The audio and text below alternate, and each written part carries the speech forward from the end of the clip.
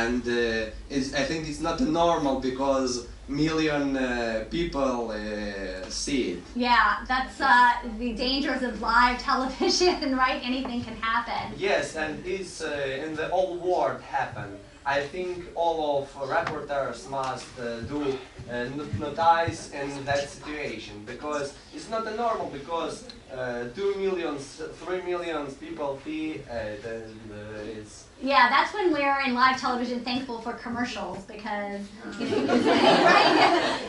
We'll be right back after this. But you know, it's the most upfront that you can be as a reporter on that sort of situation, and telling your audience, oh, we're having technical difficulties with Joe in Kansas. We're going to get right back to him. But if you're on the other end and you can't hear, you know, you should just be as upfront as possible. You know, Joe, I can't understand what you're saying. If we could reestablish contact and you all can come back to me, something like that is fine. But you know, live television, anything can happen. Yeah. Hello, thank you so much for this presentation. I had a question about being defensive. So you made a point that we should not be defensive, and not talking about politics, but Trump. He's obviously a lot on the TV. What do you think about him being defensive? Is it a good way of being interviewed, or not really? I think anytime somebody's defensive, they come off negatively to other people. But Trump, you know, basically has taken a lot of those rules and kind of tossed them out, and he sort of does whatever he wants to do. He does not like to be handled, quote unquote. There, you know, was a time a couple months ago when he brought on a new staff, and he said, "Okay, I'm going to read off the teleprompter," and that lasted for 2 or 3 weeks. And then there was video of him, like, literally taking the teleprompter apart and throwing it away. But part of his appeal as a politician is someone who speaks his own mind, someone that says what he wants to say, and to people that support him, that's something that they like. So it kind of, it works for him because he has sort of established that as his thing. He doesn't want to be sort of in the mainstream. He kind of wants to do an appeal to a smaller swath of people. Yeah. Thank you. Sure. I'm just wondering, have you ever seen Ukrainian TV channels, or maybe our political talk shows, or maybe you are aware of some, nothing at all? No. So we are not aware of our experience. No, is it contentious? So. Well, I was just in Bucharest a couple days before, and I did meet with a group of women politicians who were telling me that it might be similar, that their politicians will frequently go on a lot of different shows and scream back and forth to each other. Is that what you're talking about? Yeah, and actually your tips that you shouldn't answer the questions, just try to push your messages. Yes. It's very widely used. Yeah. Oh, okay. Sometimes we have a situation when you send an op-ed to a reporter. Send what? Op-ed? Op-ed? Op-ed, yes. or do an interview. Yes. And later on, they publish this op-ed or interview, but they choose one phrase for a title, which ruins the entire message. That's hard. So can you negotiate the titles, or its title is completely You should try, and you should also try to send them like a suggested title too. You know, here's my op-ed. This is the title I suggest. And again, you're the owner of your work, so you need to say, if you're going to use this, I would like you to run the title by me.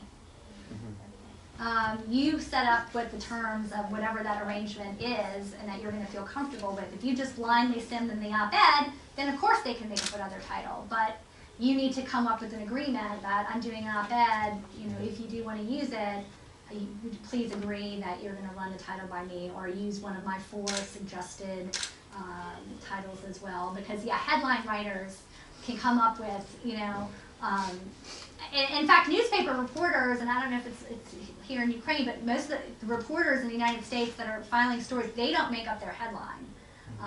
So, for example, my husband, I mentioned, is a reporter for the New York Times and covers politics, and his headlines are made up by a headline writer. And so there's sometimes even with his own articles, he does not like the headline, and it's like, oh, why did they put that headline on there? So it happens on both sides. Even journalists kind of get their headlines sometimes wrong or not the way that they would want it to be. Yeah, they want to draw attention, Of course. not necessarily get the key point. Yeah. So try to give them maybe 5 suggested headlines, or try to make the headline as catchy as possible, but that's in your comfort zone. You might help the situation. Yeah.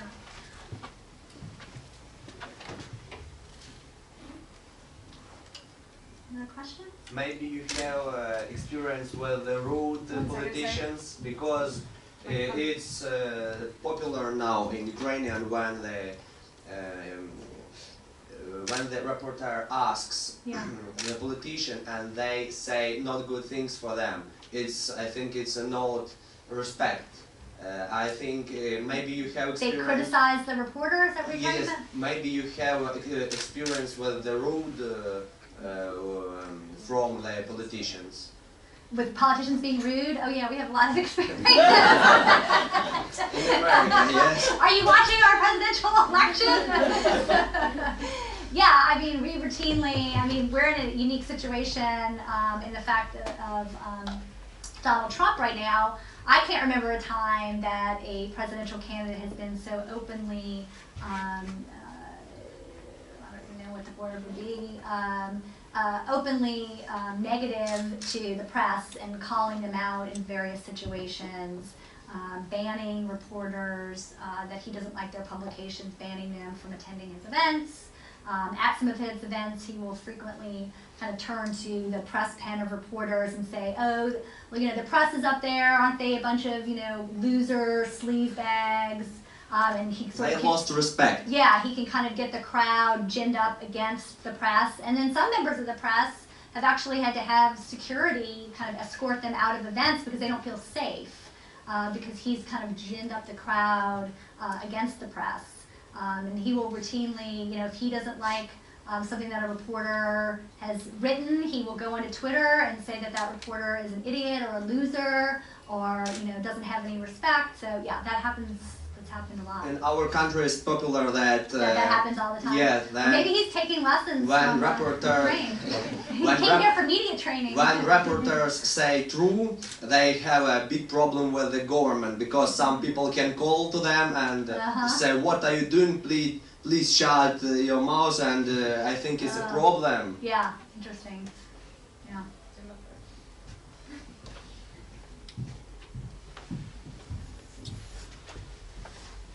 Thanks for the presentation, it was brilliant, thank you.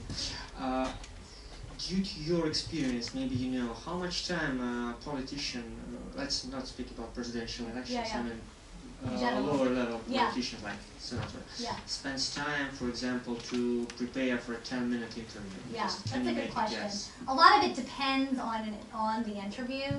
I will tell you, for example, the show I used to produce, Meet the Press, is an interview show, and it was the highest rated show in terms of political discussion. And so politicians that would come on the show, by and large, would spend a lot of time preparing because it was a longer interview also.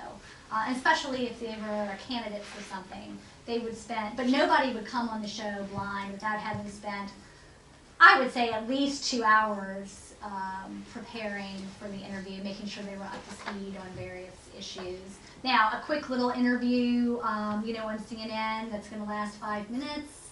A politician would probably spend maybe 20 minutes with their press person, just saying, okay, what's the interview about? What are we going to talk about? Okay, let me review my points that I'm going to go over. Okay, great. And they may just spend, 20 or so minutes. It depends on the format. It depends on the interview. It depends on the issue. Is this like a very controversial issue, like the Ken Starr interview that we saw? That's something he should have spent at least 2 hours preparing for an interview like that. When there's, the company you represent or the school you represent is in the middle of a crisis. So a lot of it depends on the circumstance. What is your longest time interview in your experience? The longest time for what? Between politicians. Oh, well, the show I used to produce was an hour, and so a lot of times we would, if it was a big enough issue or a big enough politician, we would have them on for what we called the full hour, and we would do an hour-long sit-down interview. We had a series that we called Meet the Candidates. The show was called Meet the Press, and so we had a series we called Meet the Candidates, where we would have everybody that was running for president. I think, and I started this in 2000, that we would have them on to do these hour-long interviews, and it became sort of a staple that the candidates would come on and do this Meet the Press interview. And I think the Associated Press dubbed it the Russert, Tim Russert was the host, the Russert primary, so that they would have to kind of pass the test of actually coming on and sitting down to do an hour. So yeah, we did a lot of those. If you have a situation when the reporter sends you a media request, but you know it's completely, the question is completely negative, is this okay in exceptional basis not to respond, or you always respond? But to a request for an to a interview? request, not an interview, but specific question like, could you give us information about No, this? I mean, you should just say, that's not something I'm able to help you with right now. So you respond, but you just... I think so. I think it's better to respond. Otherwise, they're going to keep pestering you. I mean, reporters by nature are persistent people. That's why they're reporters. So I think just, if it's something that you're not interested in doing, I appreciate your interest, not something I can help you with right now. Could you please advise on the good practice how to reject inconvenient questions? For example, we have an interview in specific professional area, and then I hear the question regarding personal life or something. Yeah, so it's totally off topic. I mean, again, you can use a bridge of saying, well, that's not what I'm here to talk about. Just be very upfront that that's not something you're going to get into, or I make it my own policy that I don't discuss my personal life. Move on, and then start saying something else. So just shut it down, very quick little way, and then have them move on. But the minute you start going down that road, then it's difficult. So if you don't want to answer a personal question, you just say, I make it my policy not to answer personal questions. So if you want to talk more about the environment or whatever else topic they're here to talk about, let me know. Thank you.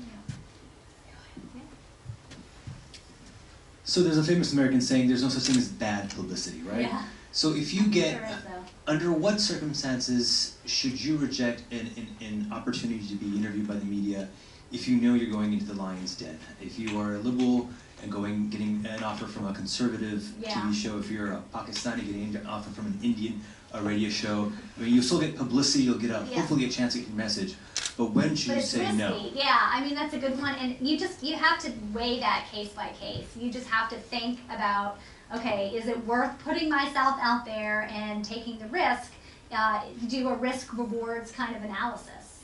And if it's a lose-lose situation, if you know you're going to go on there and you're going to get hammered and you are not going to look good, don't do it. It's just, there can be sort of that lose-lose situation. But if it's a case where you're prepared, you know what you want to say, you know who the reporter is, you know the audience, you know the person you're going up against, you've measured yourself and you know you can handle it. And it's important to get that message that you have to that particular audience. Now, if you're a liberal and you're going on a conservative talk show just to represent the other side, why do you care? The people that are watching that show are conservative, they already have their mind made up. They're not going to be convinced by your message necessarily. So it doesn't make sense for you to go on that kind of a thing, because you're speaking to people who already don't support what you're saying. If you're going on, again, in that same sort of situation, but you're going on more of a mainstream, middle of the road, then it probably makes more sense, because your goal as a communicator is to influence people's opinion, and it's going to be much easier to do that for people that have an open mind. So I would say don't put yourself in the lion's den unless there's a really, really good reason why you think you need to have your point out there, and the reason has to be better than just, oh, I want to provide the other side. You have to think about the audience. Any more questions? Okay. Well, thank you, everybody. Thank you.